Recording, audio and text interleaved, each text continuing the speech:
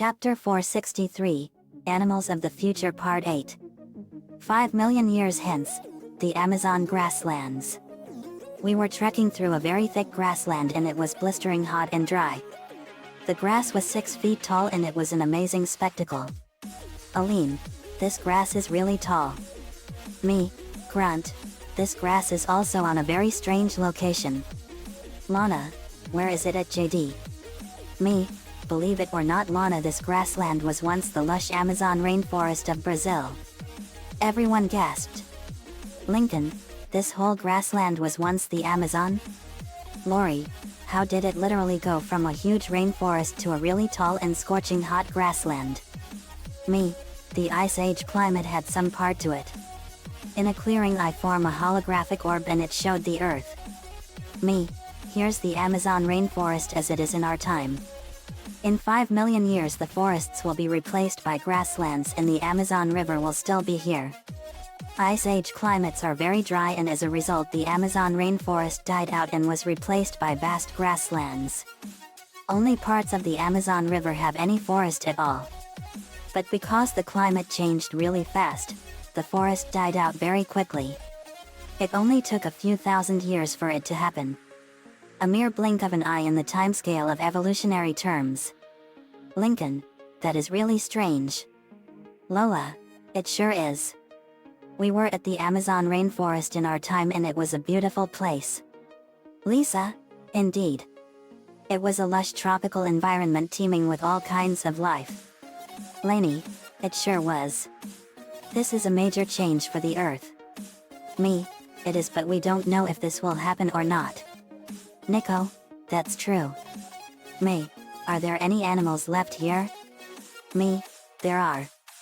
But because the forests died out that fast, most of the animals that we've seen couldn't survive the change because they were far too dependent on the ecological structure of the forest. Let me show you. We go to a nearby clearing and in the trees were awesome monkeys. Lainey, are these monkeys? Me, these creatures are babucaris. They are descended from the uakari monkey. Aline, what are uakari monkeys? Me, they are those monkeys with the red faces and they live in the Amazon. Aline, oh those monkeys. Lana, these monkeys are amazing. Lola, they sure are. Lori, these monkeys are literally descended from uakari monkeys? Amazing. Lisa, very interesting specimens. Me, yep. And they have a similar lifestyle to several of the primates we know in our time. They can use tools like chimpanzees. Chimpanzees use sticks and poke them into termite nests to eat the insects.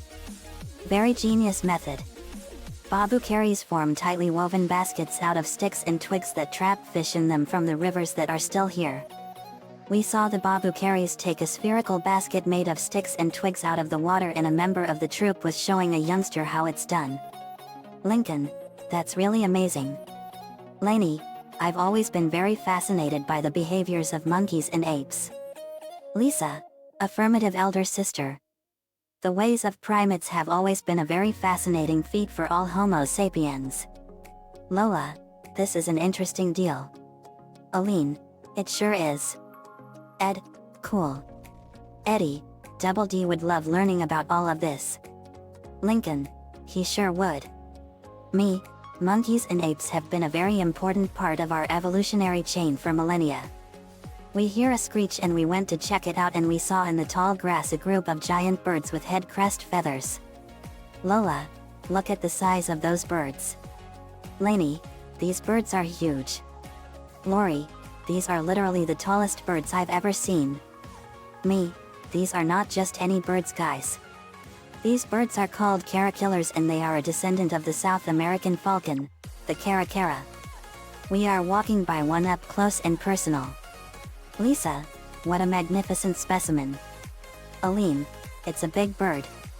How tall do they get? Me, they are 8 feet 2 inches tall. Lori, that is literally a tall bird. Lainey, what are those feathers on their heads? Me, those feathers on their heads are what they use to communicate with each other. Lincoln, that is so cool. Nico, it is. These birds look like future velociraptors. Me, that's exactly right, Nico. This is the coolest part of the caterpillar. On their arms they have this really cool sickle-shaped claw that is reminiscent to the dinosaurs. A prominent part the creature has at the end of its arm. Another creature that had a claw similar to this was the Deinonychus from 115 million years ago in our time. Lana, that is so cool. Lola, it sure is. May, how did the caracara become like this? Me, well, over the course of millions of years in terms of evolution, it lost the power of flight completely and it grew taller and faster. Flight is an expensive feature for any bird in the animal kingdom. So over the course of time it exchanged flight for speed. They can run at over 45 miles per hour. Caracaras spent most of their time on the ground, and like their ancestor they still do spend their time on the ground. Lainey, that's amazing. May, it sure is. I can't believe that a little bird like the caracara would become a tall giant like the caterpillar. Lola, me neither. Nico, it's an amazing creature. We then hear a strange rattle sound and we go to the source of it. We saw another type of rattleback. Lola, is that a rattleback? Me, it is. But this is a grassland rattleback. It's much different than the desert rattleback we saw in North America. All creatures have to be diversified in terms of the animal kingdom. Lisa, that's correct. Every creature in the animal kingdom has to be diversified whenever it comes to certain species. Lori, that's interesting. Me, they are really territorial, and whenever two of them meet they shake their tough scales around. The loudest of them wins and the loser retires gracefully. Lainey, that's amazing. What are these spines on their sides? Me, that's a clever method they have. Whenever they are attacked by a predatory creature, they dig themselves into the ground with them and they stay there really well. Muscles at the base of the spines lock them in place, making it almost impossible for anything to remove it from its spot. Nico, boy, that's tough. Only an explosion from underneath it would do it. Me, exactly. We go back to the clearing and we hear the roar of thunder in the distance.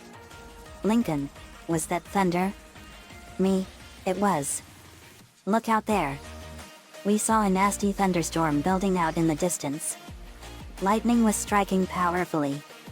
Me, believe it or not guys, although the world is in an ice age, the tropical summer is still warm and brings powerful thunderstorms. Sometimes they bring rain to the area. But oftentimes at the end of the summer here the grass is tinder dry. Lori, what happens by then? Me, they don't just bring rain sometimes. Thunder roared wildly and lightning flashed and struck throughout the storm, and then we saw something horrific happen. We saw lightning strike the grass and in less than 30 minutes, the grass was set on fire. Me, they bring fire. Lainey, whoa. Lincoln, so grasslands burn? Me, that's right. One of the most terrifying features of a grassland habitat is that it burns. A number of events in our time can cause it. But mostly here it's caused by lightning strikes. Like I said when I showed my fire powers, fire is not only destructive but it's really good news for other creatures. Storks in our time are drawn to the edge of the fire to feed on insects or small mammals that were flushed into the open by the flames. Fire also fertilizes the ground with ash and the cycle of vegetation begins anew. Lori, that's amazing and horrible at the same time. Eddie, this is amazing. Ed, it sure is. Lainey, this fire is really scary. Me, it is.